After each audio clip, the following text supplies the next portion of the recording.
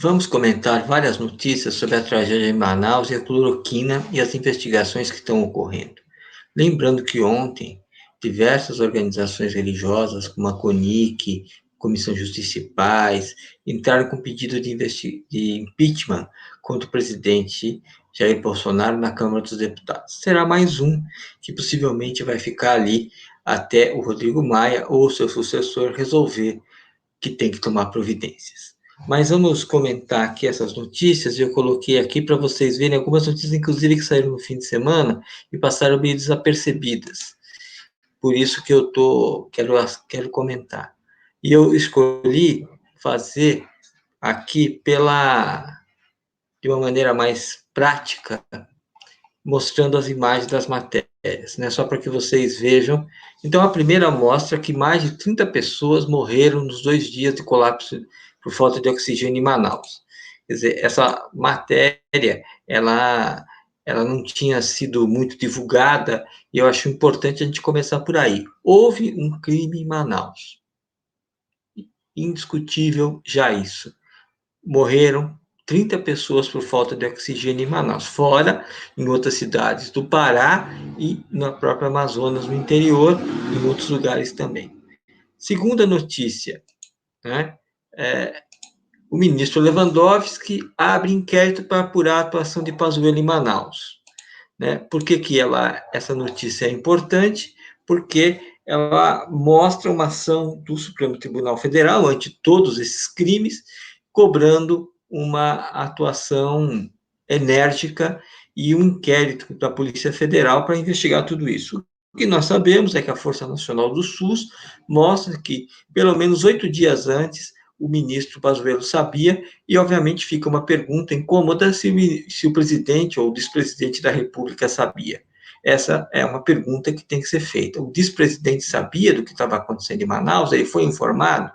Talvez o ministro Lewandowski possa nos apontar a resposta.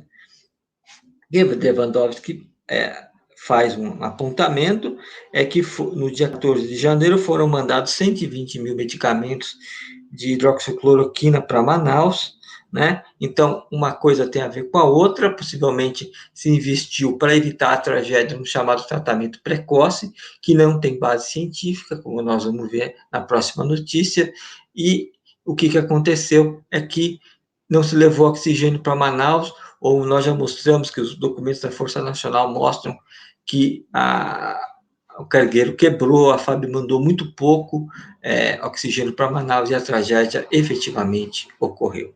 Depois, a outra notícia que também saiu nesses dias, que tem a ver com isso, é da Folha de São Paulo, que o governo tenta doação de oxigênio há 9 dias e a Venezuela já fez 3 remessas para Manaus. Além da remessa que vocês acompanharam pelos jornalistas livres, né, da chegada dos caminhões do governo venezuelano, houve outras 2 remessas da White Martins, segundo a matéria, e isso também mostra um absurdo, né? Um governo estrangeiro fez mais que o próprio governo brasileiro para resolver o problema de oxigênio em Manaus. Quer dizer, é uma piada pronta, né? E uma outra matéria que eu acho também muito importante foi a decisão do Tribunal de Contas da União sobre a ilegalidade na distribuição da cloroquina, né, no combate à Covid-19. Então, aqui nós temos 2 questões que eu acho que são relevantes e que merecem uma discussão mais aprofundada. Primeiro, a ausência de validação científica da cloroquina pela Anvisa e por autoridades sanitárias estrangeiras é que levou o TCU a pedir explicações ao ministro em 5 dias. Depois, por que ele mudou a narrativa sobre o tratamento precoce? Porque tudo foi feito, ele enviou cloroquina para Manaus tal, e depois ele disse que não fez, em um vídeo.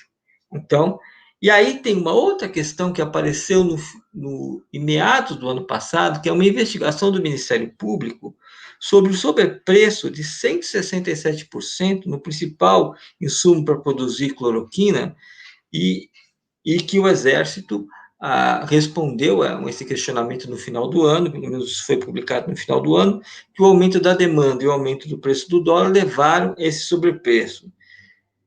se produziu milhões de comprimidos de cloroquina e as vidas humanas em Manaus não foram salvas porque não se levou oxigênio.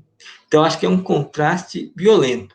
Se acreditou num tratamento anticientífico, que é o tratamento precoce que eles defendem, que não deu resultado e dezenas de pessoas morreram sem oxigênio. É esse Brasil que nós estamos vivendo. Mas fica uma pergunta que eu acho que a gente tem que sempre fazer. O presidente da República sabia disso tudo? Porque em relação à cloroquina, ele é o capitão cloroquina, que divulgou a cloroquina por todo o Brasil. Ele é responsável. Isso aí não se tem dúvida, porque ele virou garoto de propaganda da cloroquina. Como é que ele faz uma atitude dessa? Ele vai ser punido? Porque só para o ministro Pazuello e não para o despresidente vai sobrar. Ele vai ficar impune, o despresidente, mesmo sendo o autor, né, de tudo isso, porque ele divulgou a cloroquina para todos os lados, e sobre Manaus fica a pergunta: Bolsonaro sabia ou não sabia da situação em Manaus? Se ele sabia que 8 dias antes foi avisado que ia faltar oxigênio, 10 dias, e ele sabia, ele também é omisso, ele prevaricou e tem que ser responsabilizado.